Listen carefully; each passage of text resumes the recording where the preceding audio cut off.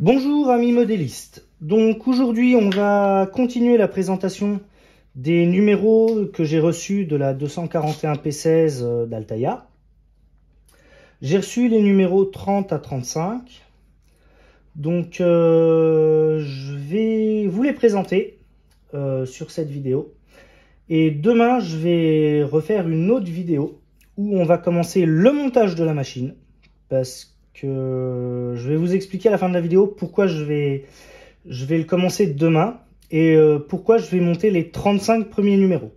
Parce que normalement dans la vidéo précédente je vous avais dit que je montrais les 30 premiers. Là en fait je vais faire les 35 premiers. Donc je vais vous expliquer après à la fin de la vidéo pourquoi je vais monter les 35 numéros d'un coup.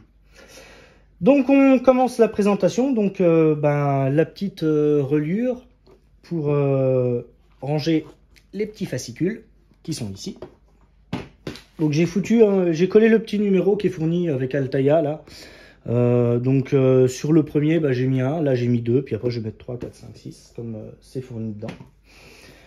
Et on commence tout de suite la présentation du numéro 30. Donc le numéro 30, on a toujours la petite histoire des chemins de fer du monde au début. Donc là on parle de conduite et de marche des trains. On nous explique pourquoi les trains roulent à droite dans certains pays et à gauche dans d'autres. On a des belles photos de machines allemandes, de machines anglaises, de machines françaises et même américaines, des machines américaines aux États-Unis. On nous explique les marches et les conduites dans le monde, dans le petit encadré là, c'est pas mal fait. On a une belle photo d'une 241P là sur la ligne du Bourbonnais, la P23. Donc franchement belle photo.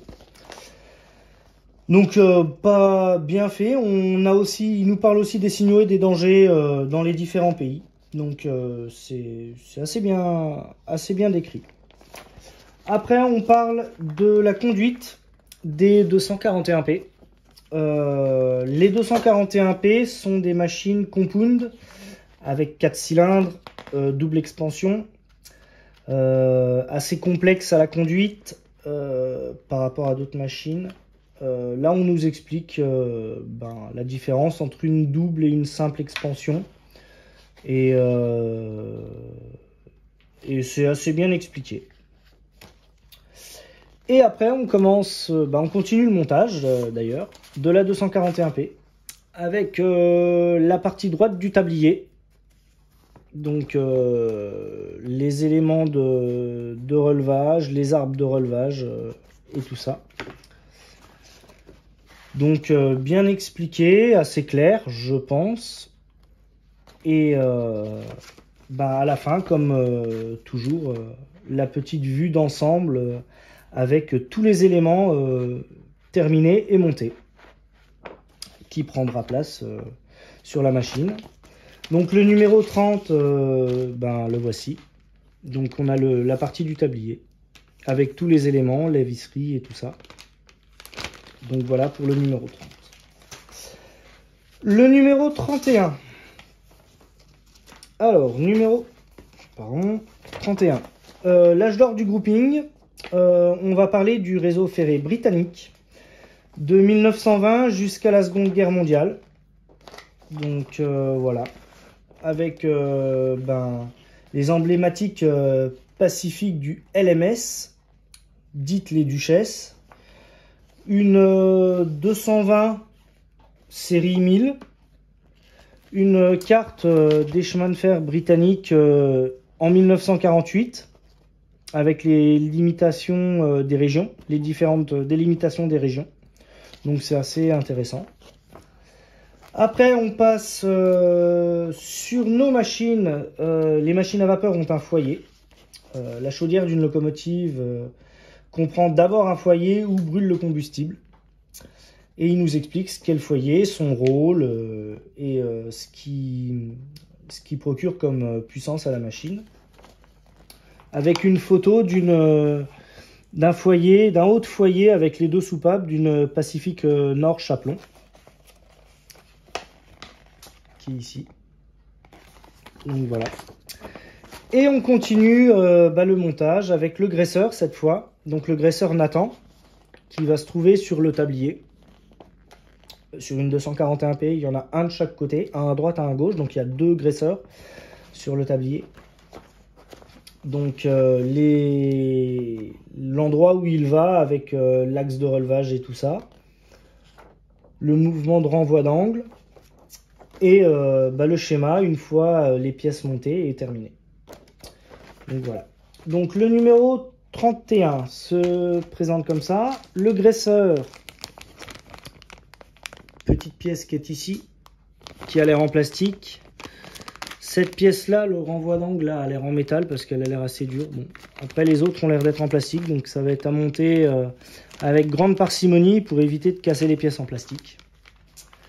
Donc voilà pour le numéro 31. Numéro 32. On va partir en Bolivie, on va parler du réseau bolivien, donc avec la carte pour ceux qui ne sont pas adeptes de géographie, de savoir où se trouve la Bolivie.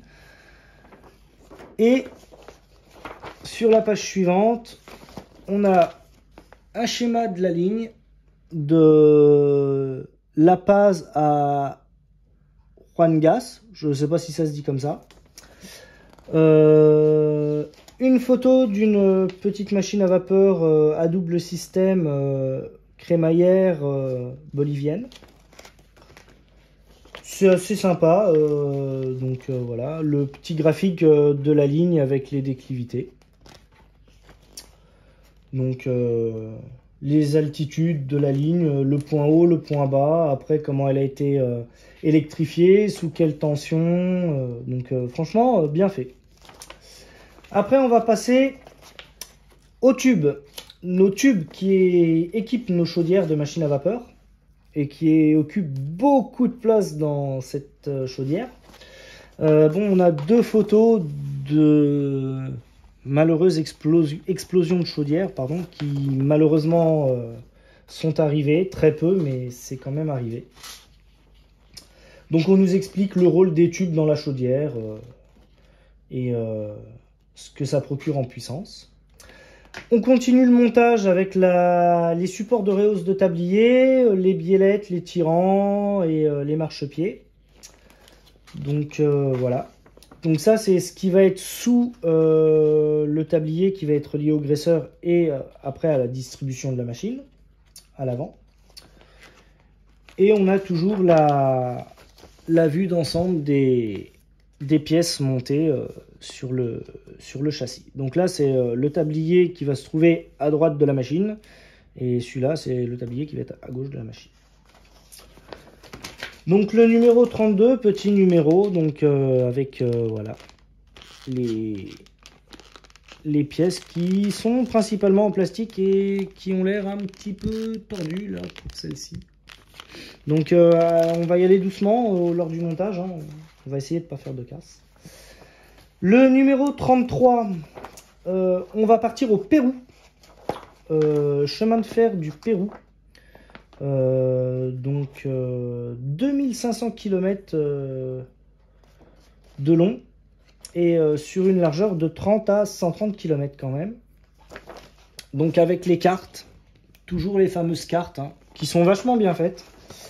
Les photos de machines à vapeur, de machines diesel, des machines à vapeur type 140 et des machines diesel qui sont apparues dans les années 90. Voilà. Les photos sont assez récentes puisqu'elles datent de 2014. Donc bien expliqué et ça a l'air d'être bien fait. Je lirai tout ça à tête reposée. Après on va parler des tubes. Alors la différence entre les tubes à fumée et les tubes à eau dans une chaudière de machine à vapeur, avec l'endroit où se trouvent les tubes à fumée et les tubes à eau. Et pourquoi quels sont leurs rôles. Et on va s'attaquer à la partie, je pense, qui va être la moins intéressante du montage de la 241p, la partie électrique. Pour ce qui est des feux, des fanaux, du son et du fumigène. Donc on a une petite carte électronique avec haut-parleur. À ma grande surprise, moi qui pensais que ça allait être sur batterie, c'est des piles. Donc c'est des piles LR6 AA qui ne sont pas fournies, qu'il va falloir que l'on fournisse nous-mêmes. Et tout le câblage avec les prises et la vue d'ensemble. Alors par contre, la vue d'ensemble, elle me paraît un peu succincte, parce qu'en fait, on a vu des éléments, montage terminé, avec le châssis de la machine qui est déjà bien abouti, ça commence à ressembler à une 241p. Et je pense que la partie qui est là, au-dessus de mon doigt, je ne sais pas si on voit bien avec la vidéo, mais c'est le boîtier de piles qui est retourné et les piles seront à l'intérieur du châssis. Donc le jour où les piles crament, bah, s'il faut qu'on démonte toute la machine, on va s'amuser, je pense. Donc ouais, ça a l'air d'être un peu succinct comme schéma. Bon voilà, il nous explique où relier les différents câbles sur la platine électronique et comment fixer les deux ampoules qui vont servir pour les fanaux à l'avant de la machine. Ça me fait un peu peur, mais bon. Donc le numéro 33, il est assez conséquent. On a les câbles, le boîtier pour les piles, haut-parleur, fumigène, interrupteur, la petite platine électronique avec toutes les vis et les petits supports là pour fixer tout ça. Bon, je pense qu'on va s'amuser. Le numéro 34. Numéro 34, on va parler de la Suisse. Nos très chers Suisses qui font du gros ferroviaire. Avec la carte du réseau suisse en 2002. Partiellement public. Et qui a de nombreuses petites lignes privées. Avec des photos de machines suisses. Donc des machines électriques, des machines à vapeur, des trains à crémaillère, des locomotives à vapeur à chaudière verticale, pour que quand la machine monte une ligne à crémaillère, ben, elle soit à niveau. Donc très bon reportage sur les Suisses. Un petit peu succinct à mon goût. Je pense qu'il aurait peut-être été sympathique de l'aboutir d'une ou deux pages de plus. Mais bon.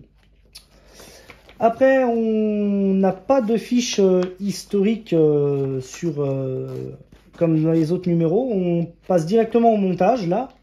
Avant, on vous avait vu sur le numéro 33, on avait les tubes à eau et les tubes à fumée. Après, on avait la chaudière, le foyer.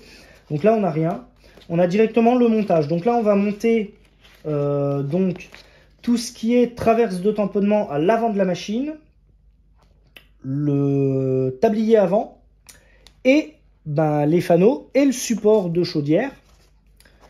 Et on va fixer les tabliers gauche et droit sur le châssis. Donc avec tous les renvois d'angle, toutes les timoneries et tout ça. Et à la fin, ça commence à avoir de la gueule. Hein. Ça commence à ressembler à une 241p. Donc voilà, c'est pour ça qu'on va s'activer un petit peu. Donc voilà, le tablier à l'avant et les supports et tout ça, avec les vis, pour le numéro 34. Numéro 35. Numéro 35, donc on va parler des trains à crémaillère. Avec une locomotive suisse à vapeur avec une chaudière verticale.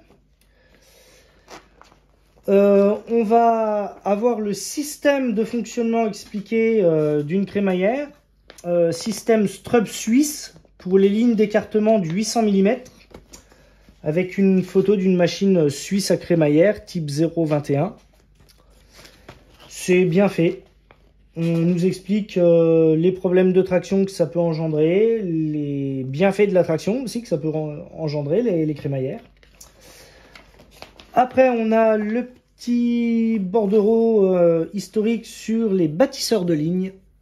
Donc, avec une photo de la construction pardon, du viaduc du Vior dans le Massif central en 1902. Donc, voilà, bien fait. Et puis ben là, montage de notre 241p, donc comme d'habitude, avec la réhausse de tablier droit, les supports de feu avant, les cuvettes de feu, et donc montage, où ça se place sur la machine, comment on fixe les feux pour que les ampoules soient dans le feu, dans l'ampoule, et la vue finale. Hein. Là, ça ressemble vraiment à une 241p quand même.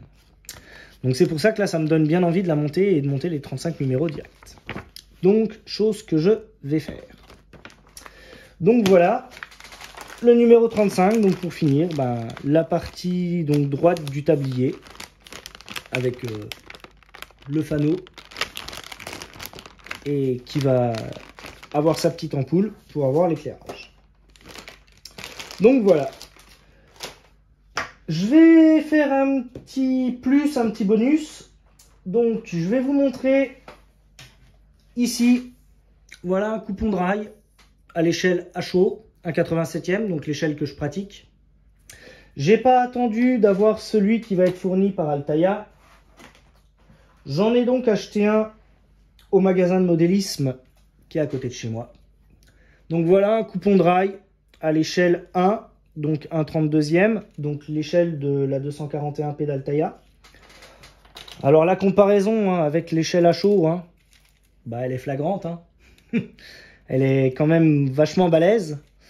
Donc voilà, donc je vais le peindre, je vais le salir pour qu'il soit un peu plus joli, pour que les traverses ne fassent pas effet plastique et que les rails soient patinés. Donc je vais le peindre et puis demain on va monter la machine. Et puis on va faire rouler tout ça là-dessus. Donc voilà. Et écoutez, je vous souhaite à tous un bon montage pour ceux qui le font, un bon modélisme pour les autres. Et je vous dis à la prochaine. Ciao.